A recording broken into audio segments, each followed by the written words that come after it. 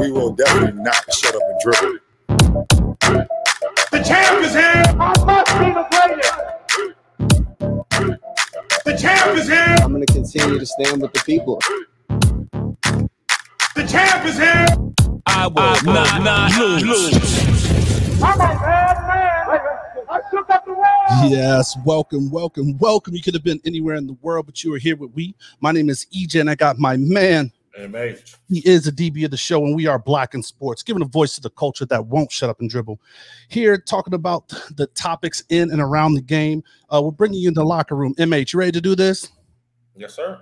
All right, man. So back inside the locker room, okay? We got my man JD. If you don't remember, we had him on episode 48 in season 1. So run back and check that out if you didn't check it out before, or hell, go watch it again, man. So, hey, we are going to talk about diversity and inclusion, man, where we've been since George Floyd, man, in the sports world. So it's an important topic. JD, we glad you hit us up and really wanted to jump on the mics about it, man. So we'll just let you take it to there, man. So thanks for coming on, man.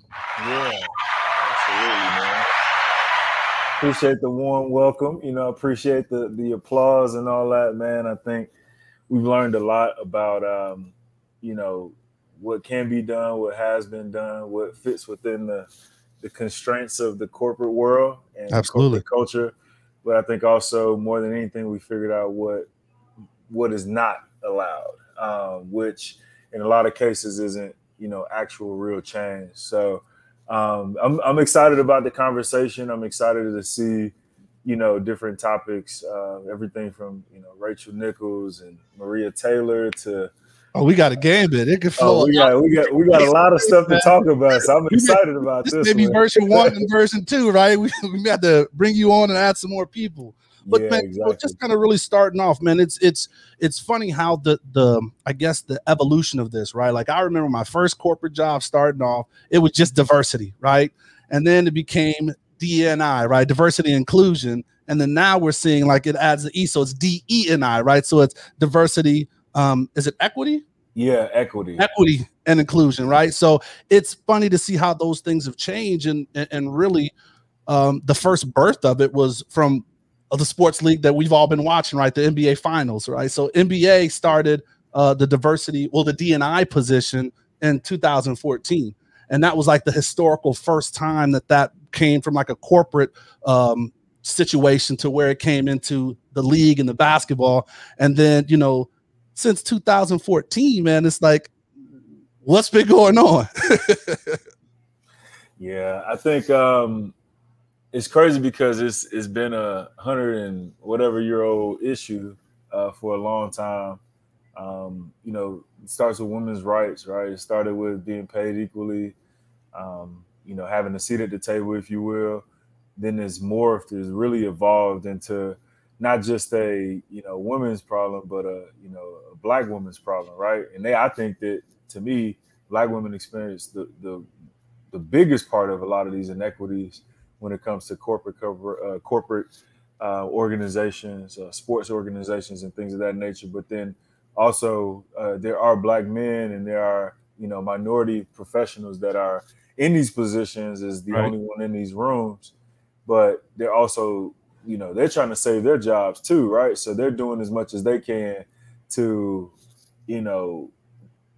not rock the boat, but also push through, programs that make a lot of sense, right? Mm-hmm. And are providing equal spaces for Black and brown people and minorities in general. But I think that there's definitely a balance of, one group of people being extremely marginalized, and then you have the gatekeepers who actually would be able to provide a lot of access, but it's like, can I be too Black in this, or can I be too this and that? And you kind of have to choose between what you want to do and what's right to do, right? And also what's sustainable to do. So like those are three different, conversations that you have on a daily basis, in these positions. And then you have those companies that won't allow the gatekeepers to be the decision makers, right? And, as we know, there's snow at the top of a lot of these corporations as well, too. So, and for whatever reason, it's like you enter in a, foundation in the the dictionary, and for whatever reason, there's always old white women that are leading these organizations from a foundation standpoint, right? You think of there's several different brands, right? And I'm not going to call them out, but you go to the world of the foundation, nonprofit, 501c3 world, and most times there are people of privilege that are driving these roles and have the decision to choose to go to work today, right? But they can't, like the consumers in the communities that they're serving, they can't choose to not feel this oppression every day. So it's just a balance of like, how can I make an impact? What does sustainable impact look like? And also, are the people that are there really there to push things through? Or is it just a budget or charitable tax write-off, right? So I want to back it up even further, right? Like, I think just the phrase of, anytime you talk diversity, it's the D word. Certain people get uptight and they're not willing to listen. They're closed off as soon as they hear that word, right? It's damn near like an affirmative action stance, right, that we're dealing with, which is not the case, right? Because it's way bigger than that, but it's still kind of along the same line that like we need opportunities, and the fact that we still don't have opportunities is the problem. Yeah, I think it's a lack of opportunity. I think it's also, there's power in words, and just like the whole, with Colin kneeling, right? I think the action of kneeling was one thing, but I think, people actually, took that entire campaign to something different. It was more so about creating awareness and creating like equal spaces for people. But, to the sense of saying diversity, we kind of have to, overtly, covertly say what we're trying to do, dance around it. And it's crazy because a lot of these companies, like, they'll suggest certain things, or they'll kind of maneuver or passively put in, inclusive diversity or whatever it is to like intertwine both of them, which diversity is being asked to dance. Diversity is being invited to the party, and inclusion is being asked to dance, right? Yeah. So there's something different about that, right? They play into each other without being at the party. You can't get asked to dance, but it still has to be an ally or an advocate or somebody that contributes to that mutual investment into one thing versus the other. So right.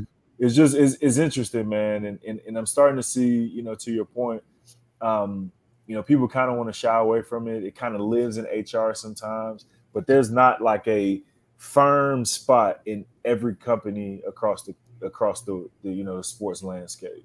Absolutely.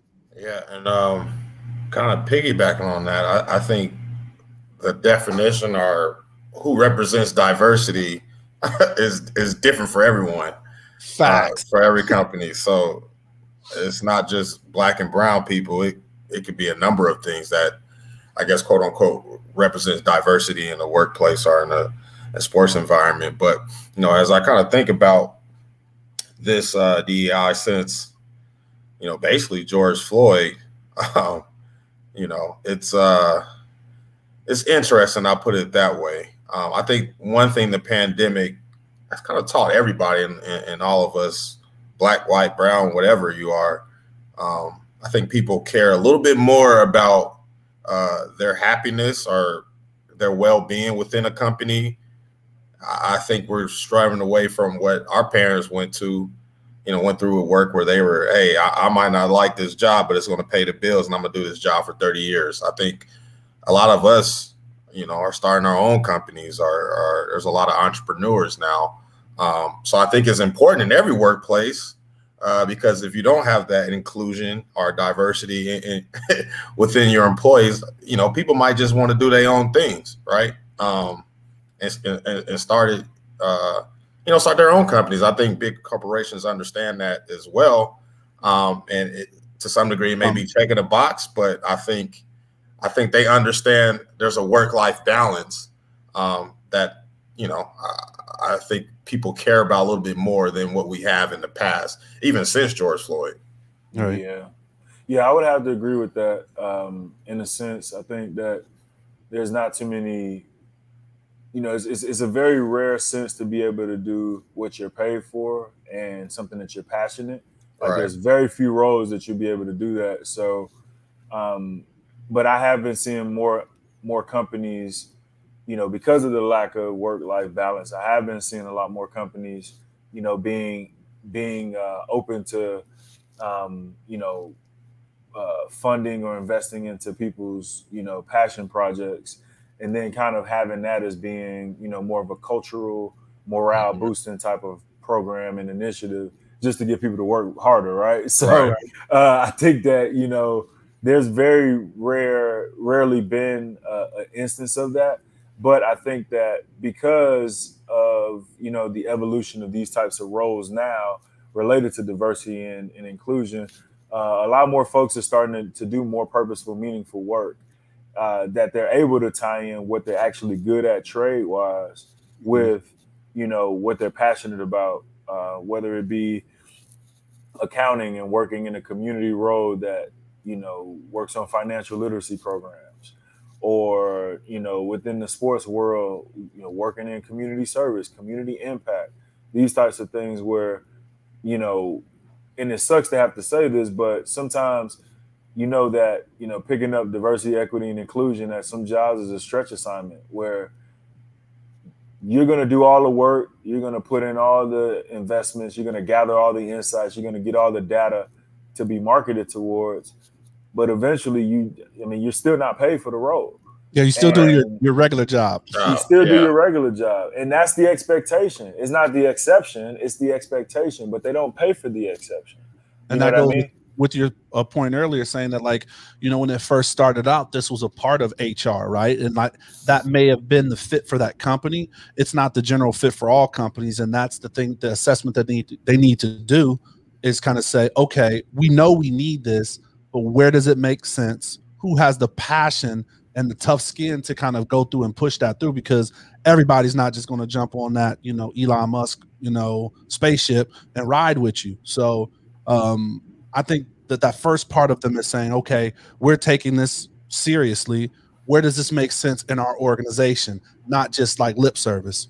Yeah. And I think that is also, it's an interesting thing, right? Because even if it's not a full-time role, it should be a full-time investment into DE&I as much as it is, you know, consumer insights, right? Every year you have a basketball, you have a football, you have whatever product that you know needs to get better. The design needs to change. You invest into the materials. You invest into, you know, gathering these customer insights to really protect and protect the brand, develop the brand, but further push innovation and revenue. And revenue. Oh, I was just gonna say that, and revenue, right? To drive revenue for these organizations. Yeah. Well, why can't we keep that same energy with our people, right? Why can't we put the same resources into our people that produce these products that, you know, eventually, you know, drive revenue back for our people? So I think it's this, I think it's that, but I also think that unless it's a larger case and it's seen by everyone, unless it's a trend or something that's on social media, it can be marketed towards, I don't think that it's going to be a full-time investment. I mean, there's a quote out there that says, you know, people pay for what, you know, pays them, right? And pays them is whether it's fulfillment, whether it's convenience, whether it's affordability, you know, whether it's just because I want to, right? Right.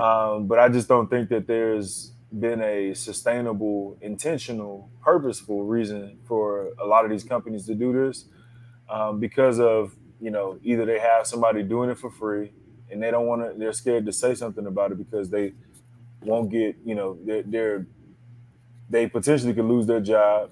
Mm-hmm. 2, they don't know what it looks like and don't care to really figure it out. Or 3, they just lost altogether, man. It's just kind of like, it's interesting. It's very interesting for a number of different reasons that, you know, obviously we're going to talk about tonight. Yeah, and I think sports has to be the leader of this. I mean, we always talk about the nature of sports, where if when you're playing, doesn't really matter what shade you are. If you can play, you can play. I think eventually that sports industry on the field, it has to bleed into the, the front office and the business side of things as well. Because that's what sports is. It's a melting pot. It's about what you produce and what you do for the common goal, whether that's winning, revenue, whatever the common goal is. That's what sports is built on. And I think we have to reflect what the nature of sports is on the field, but it has to reflect in the offices as well. Yeah. Absolutely, man. MH, that's hitting it. I mean, if we could summarize this, it would definitely be that. And it's the common goal. And so we need to figure out somehow what the common goal is. And I think if you're talking about a company, the common goal is the financial.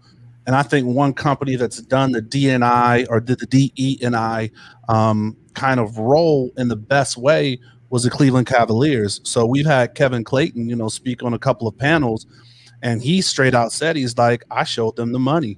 I showed them how we increase and what the value was for these certain roles and these certain extensions and these certain partners we're able to get. And, a lot of partners as a part of their partnership have that philanthropic, kind of piece to it, or, just want to see something bigger than just see my sign on the LED or see my name on the LED or whatever. So no, you hit it out the park. It's definitely that, that financial one goal, like what's our one goal that we want to achieve, and we all come together and achieve that goal.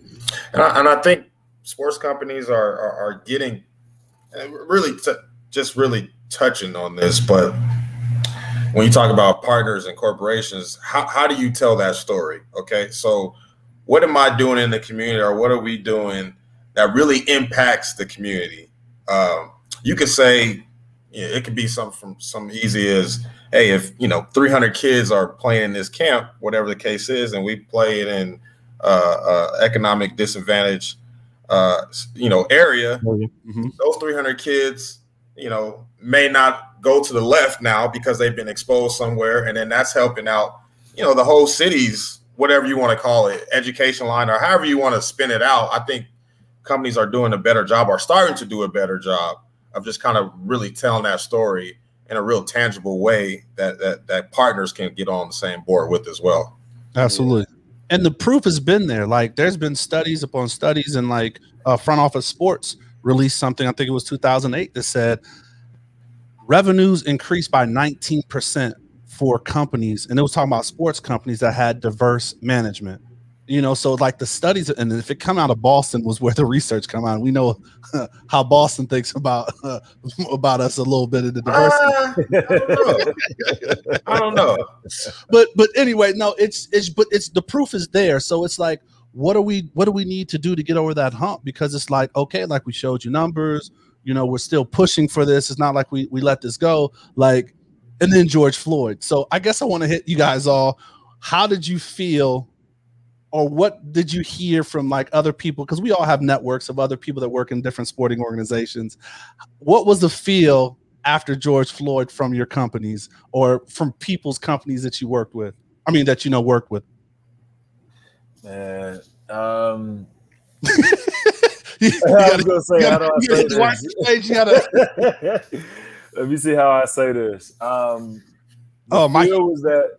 MH, you had to turn the hat around to get into this one. Okay, I must have touched something on this one. All right. Yeah. I think this was gonna be this was gonna be a good one to unpack. So the feel was that something was said. Initially, the feel that it was something was said because this was they had rioted in Chicago, they had rioted across the country. They're after. The video was shown, there was a lot of emotions, right? It was right. Disbelief, shock, sadness, like disgusting, but then revolt, right? It was a lot of different, mixed emotions there.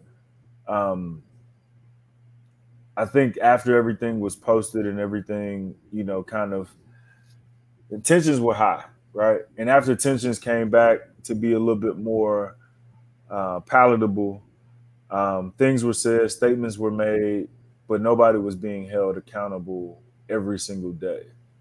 So a lot of these brands try to get ahead of, you know, their consumer outcry, right? The consumer feedback, based off of, you know, what a lot of underserved communities, the impact of what happened with a lot of the underserved communities. You know, either people going and, you know, looting stores or whatever it is. Like, from social media, there was a sense of, you know, tear their stuff up anyway, because if it makes sense for them to put more money back into it, they will. And if they care enough, then they will. And most times, you know, when you see these types of protests and things of that nature, it's because people aren't being heard. It's like, you know, we have kids, and MH, me and you we have kids, and it's like most times when that kid is hungry, needs their diaper changed, can't Just talk to try to get something. Yeah, you want your attention, right? They act out, right? That's the nonverbal thing, is to act out. Not calling, you know, our brothers and sisters infants or relating them in that way, but relating just the human response of wanting to act out if they feel like they're not being heard. Right. So I think that something was done, something was said to acknowledge, but I don't think that anything was done, anything sustainable was done. Because I think that there were so many times and we've seen the history of these companies, you know, something happens, charitable donation. That's it. It's like they're always flying in to save the day, like freaking Superman and whoever it is. And I think that far too often we've gotten used to just that, right? We've gotten used to just the charitable donation one time in a year. But not the true engagement. But not the true engagement, not the true investment annually, quarterly. And I think especially with sports, the majority of sports are in underserved communities, because most times we think that that's the only way out. But there just hasn't been as many sustainable pathways for this. And MH, I know that we have been talking about, you know, things off camera and stuff like that in the sense of that. But, you know, when I experienced that, man, I think I was more so disappointed, discouraged, but also still I was still optimistic, because some things were changing, statements were made. They were a little bit larger, you know, ticketed items that were, you know, hey, we're going to make an investment of this much. But there has been very few brands that have made a constant, sustainable initiative towards doing that, outside of like Jordan brand, who have the Black community commitment, which, you know, they've directly, you know, tied in revenue for, you know, across scholarships. They've directly impacted, you know, directly sent kids to college. They've directly invested into the business of the footwear industry, the footwear business, and educating them on there. I know Penn Soul Academy has a program where they're trying to bring up Black designers and minority designers into these types of things. So like there's several different, you know, programmatic, you know, pockets and initiatives, but there has never been, up until what I've seen with the Black community commitment from Jordan brand, there hadn't been too many organizations that are like, hey, this is our lane. Let's just stick into this lane, right, and really directly figure out resources to directly contribute to this. So I want to jump, but Miles, I want to get your kind of perspective really quick. What's your thoughts are just kind of like that from what you've heard and collectively? And I just want to say, I see you. Yeah. My bad. I guess the way I put it, I grew up in Denver, Colorado, so I'm talking my personal thing, and so I'm used to being the only face in a crowd at multiple times. Way to put it. Okay.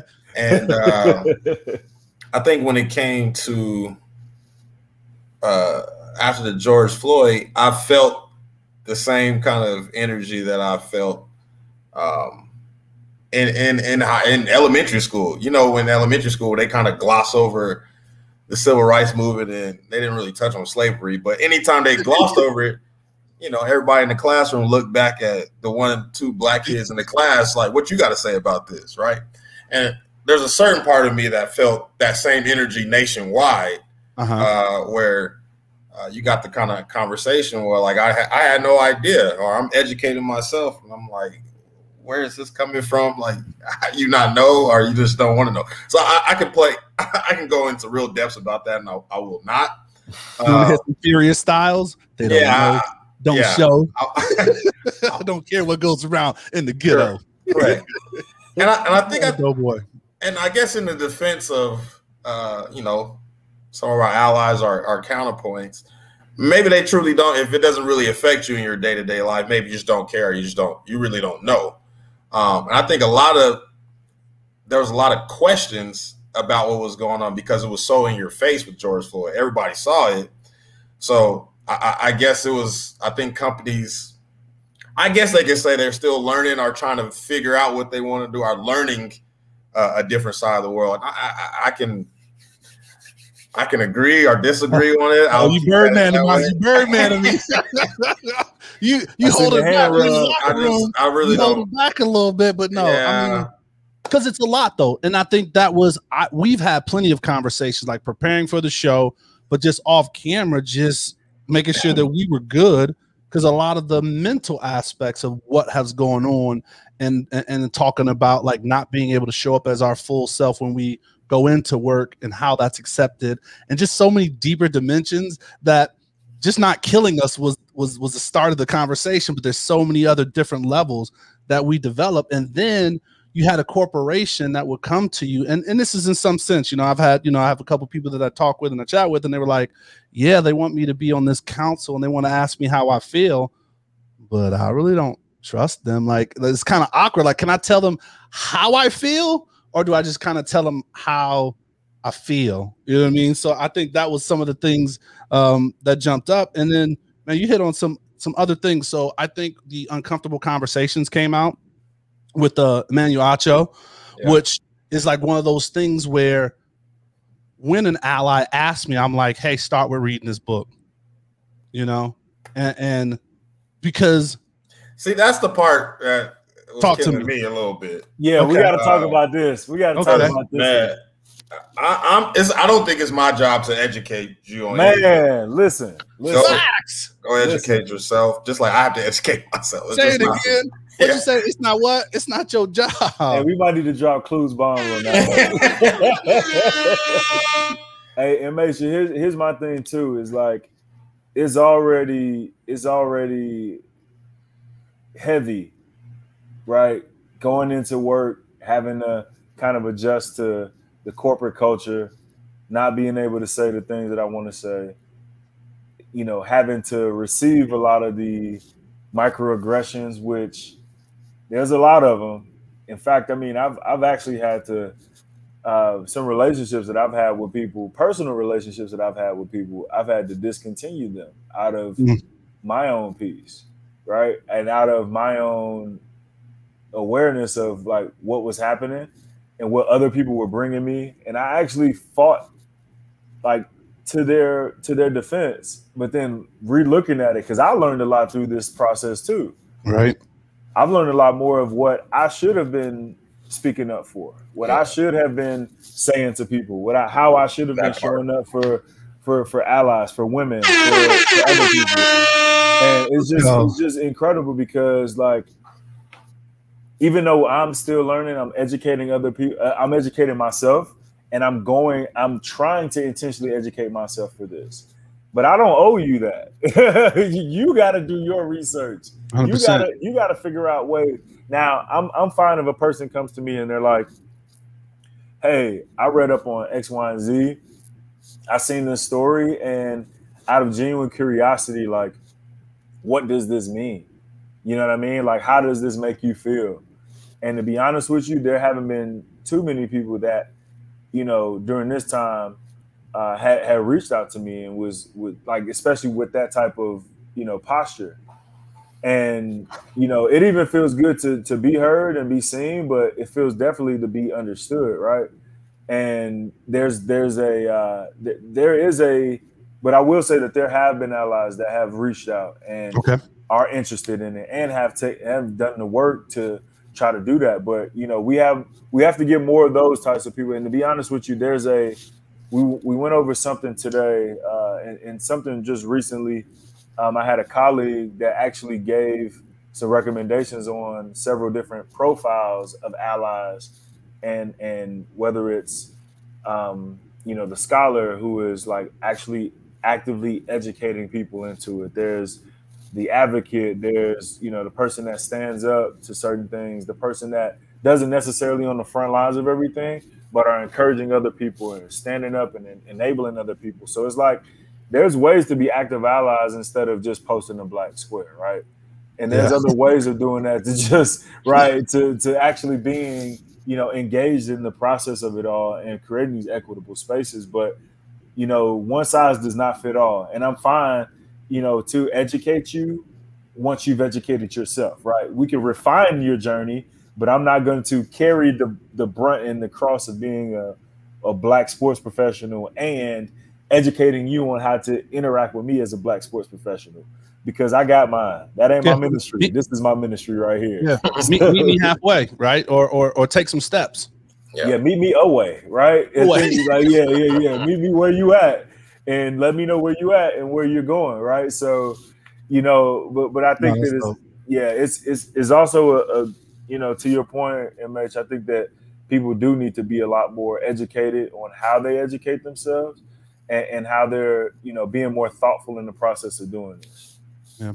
So I got a question for you guys. I'm gonna throw to you. So, and this is just really quick because we still got some more to cover and our time is just fleeting. Yeah.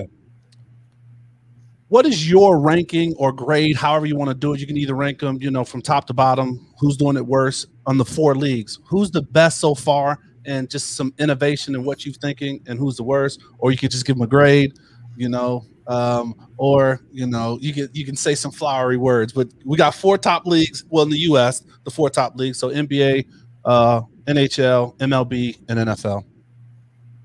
MH. Yeah, I think we all know what number 1 is. I think we do. So we're consistent on number 1?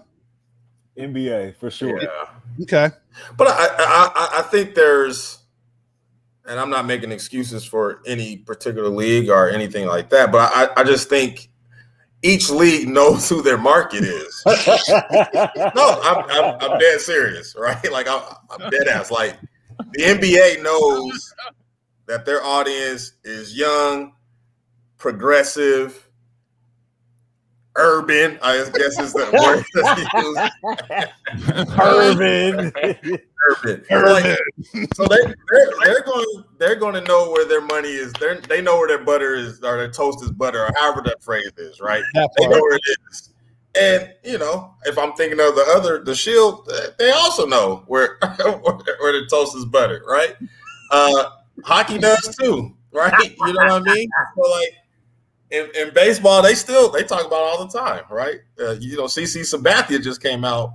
What's going on in baseball, right? Hey.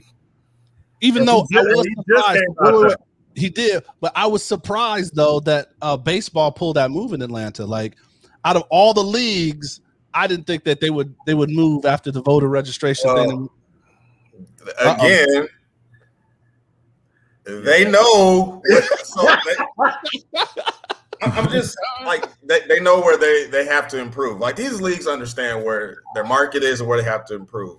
They're not that the older white male is fleeting from their audience, right? So like they're gonna have to market to some other people, and right? You know where my lane that I like to live in, MH. So is the business side. So some corporate sponsors that were threatening to pull out.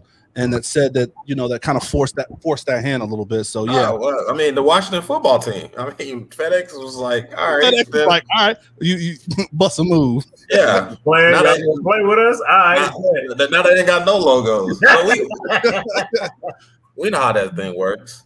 Okay, I'm not gonna give them a grade or a rank.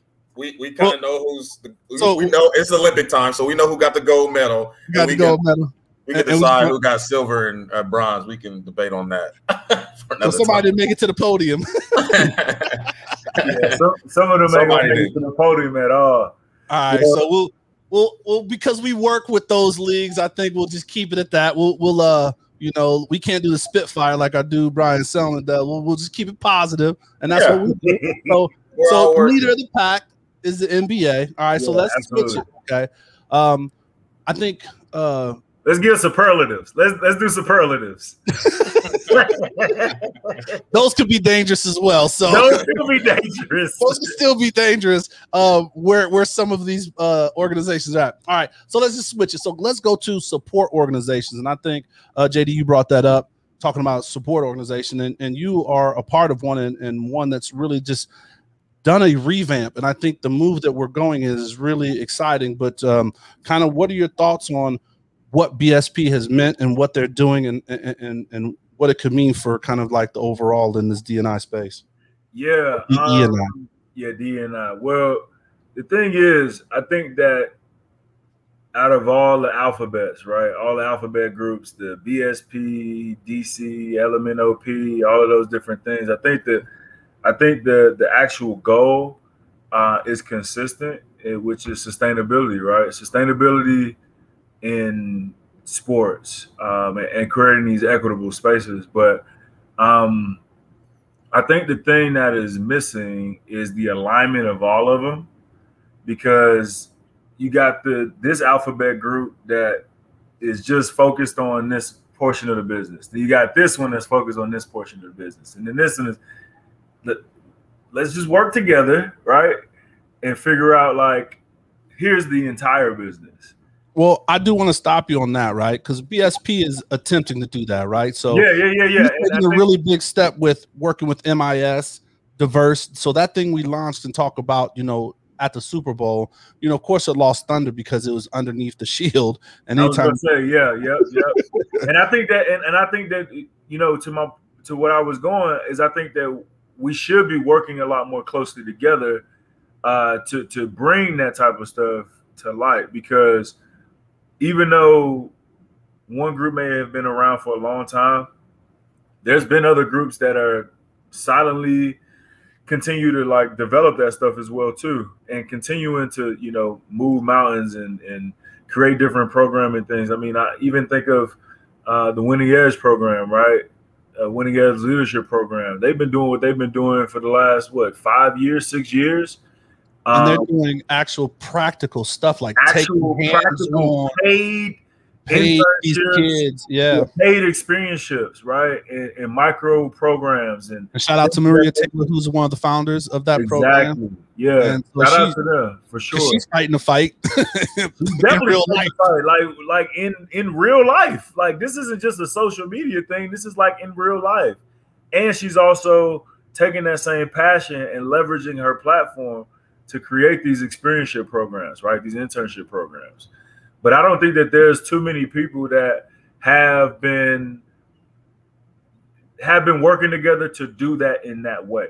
So it's like, let's bring that in, right? If we need resources behind creating these equitable, sustainable spaces, let's continue to invest in that. And who are the other game changers that we can bring into the mix that is doing something a little bit differently, but touches on a different portion of the business?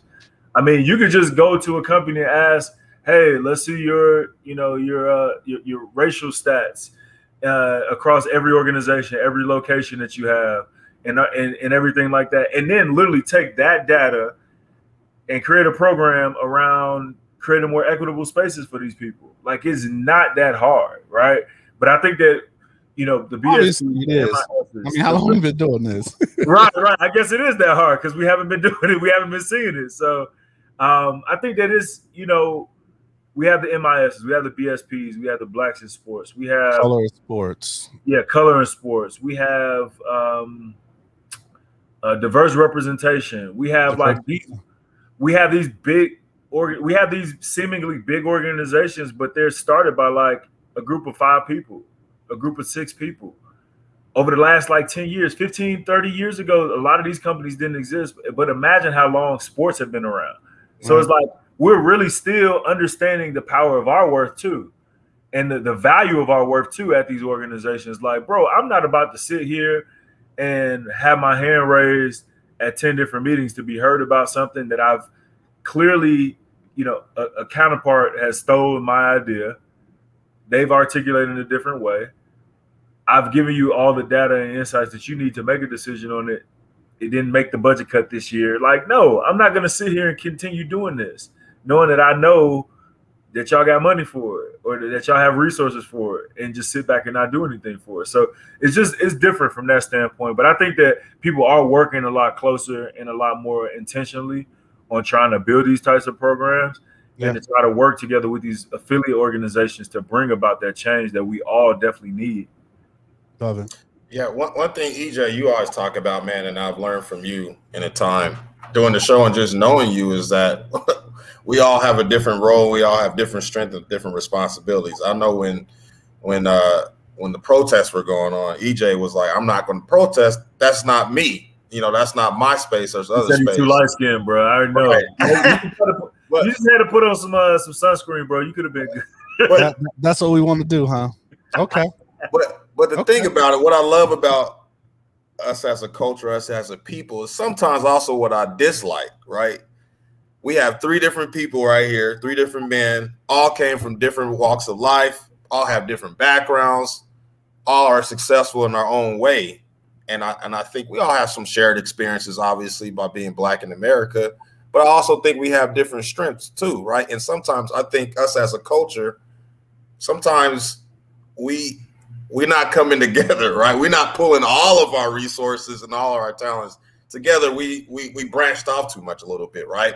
So I think we still have some work to do as a people to get on the same page and really use everybody's strengths. I mean, we all not doing the same thing.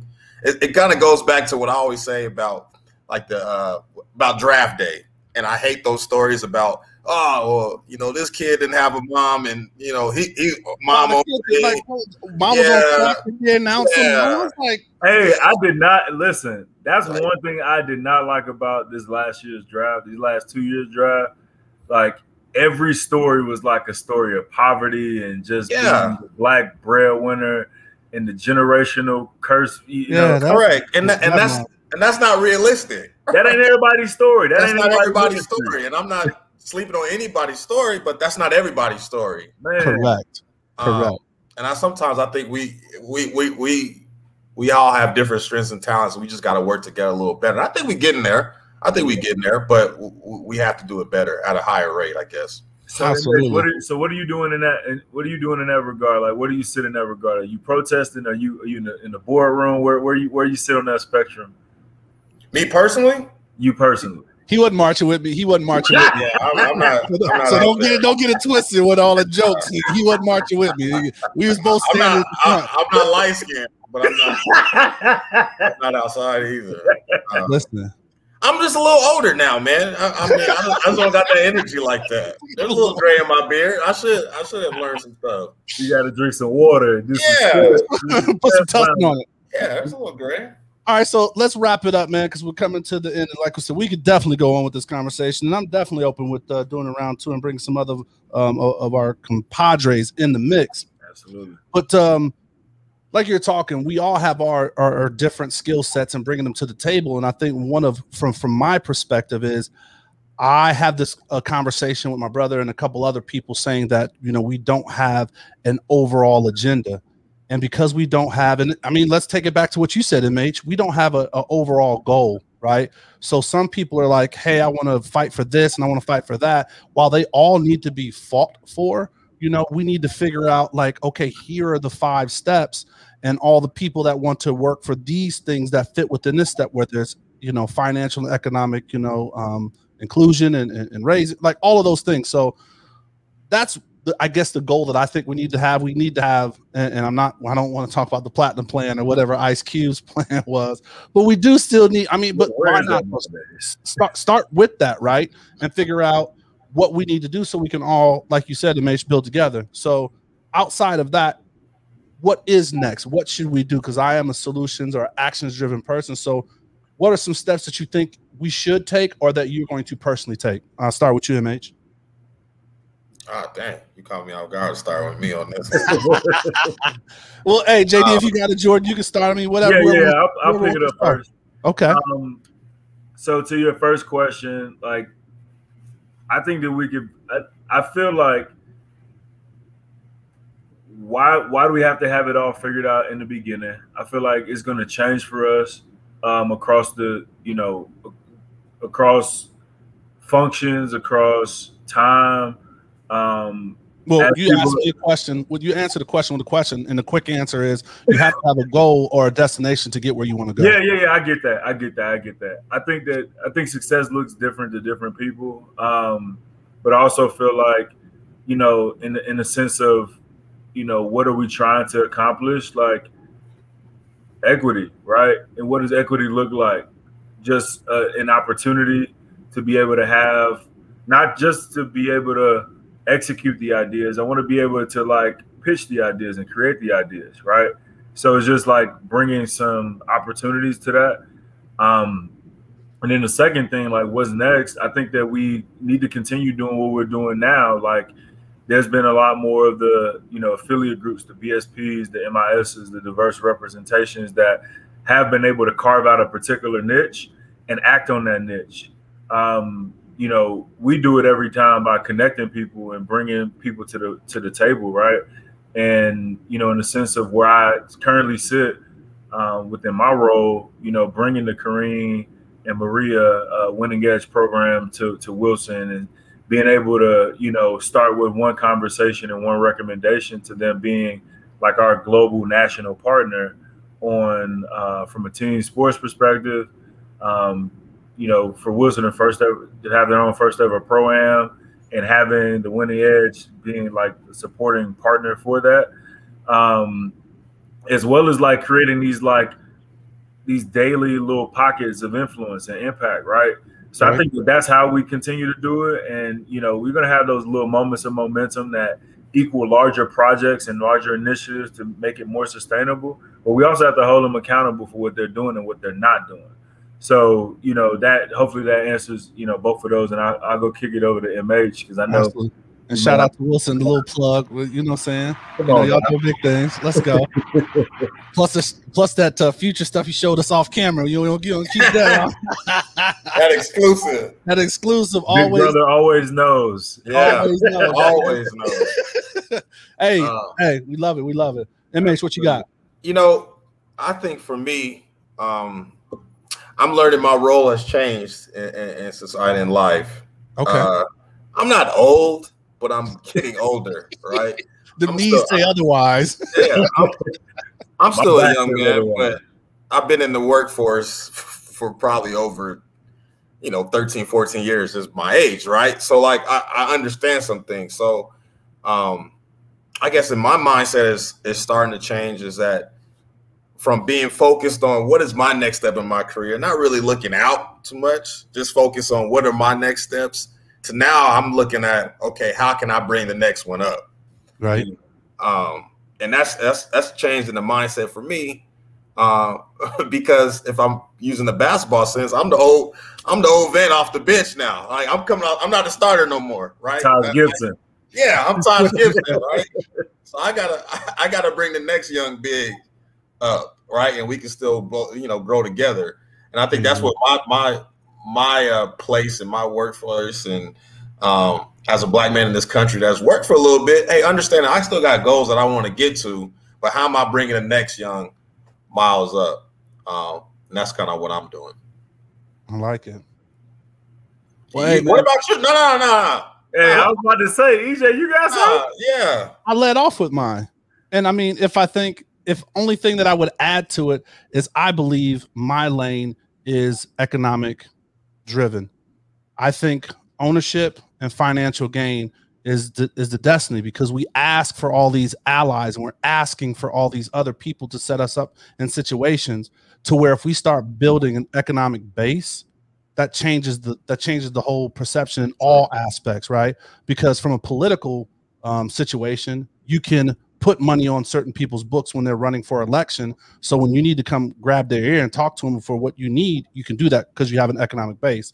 When you own a certain portion of land, you can do you have certain decisions and certain things. So like that's why in Black in Sports, Miles and I always post on social anytime there's ownership, right? So seeing Dwayne Wade, seeing, you know, Renee Montgomery, you know, and all these people having part ownership, and the lady that owns the Bucks, like, yeah, maybe partial, but in a small part, but two things it's doing. One is showing us that it's something we can do, because it doesn't matter if they're a percent, like 2% or 4% ownership, they are in that kind of, you know, circle or grass. So I guess how it adds is definitely from a financial perspective, and ownership is where I think kind of that destination should be. And that's why I'm not out marching in the streets. It has nothing to do but about Hugh, goddammit. Now what? Well, I mean, yeah, I mean, there was a gift that said, or a meme that said, everybody isn't protesting. There's folks in the boardroom. There's folks, you know, creating policy. There's folks, you know, doing things. So, you know, don't discredit other people's, you know, service or how their impact is being resonated with, you know, across this movement. And don't get it twisted. Like, I may not be out in the streets, but I'm still on the kind of Miles. The MH tip is just I'm pulling people up. Like, I have three mentees. Like, I have a Sunday call. I have, you know, like that I'm reaching up. I mean, obviously BSP here in Vegas, putting that together and spending that time and doing that, it's building a future for them and hopefully opening up channels and things like that. So I do believe in that as well. And, you know, some people are taking that course to provide themselves economic stability. But no, final thoughts, man, so we can wrap this up. Like my man on the gift, pay me my money.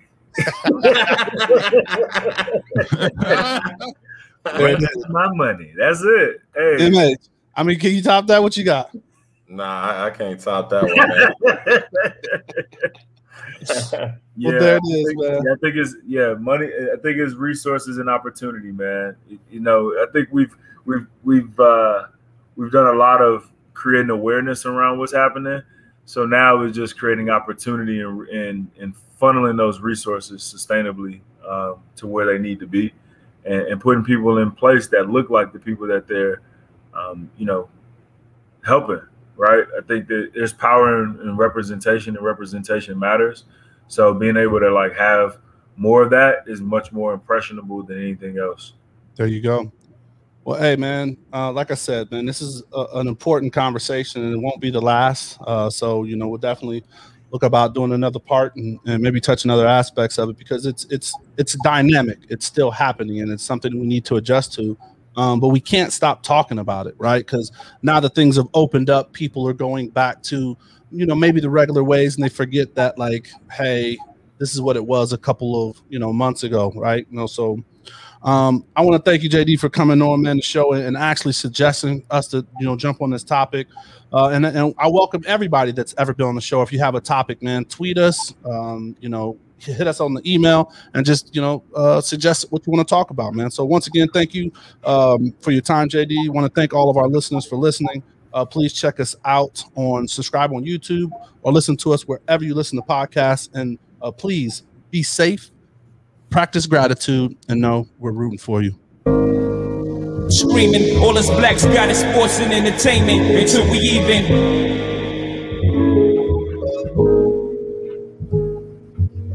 Assuming I'm rooting for everybody that's black. Yeah. Yeah. Assuming I'm rooting for everybody that's black. Assuming I'm rooting for everybody that's black. Spent about 2 racks on handmade new rags. Assuming I'm rooting for everybody that's black. That's everybody from sports to college class to rap and back.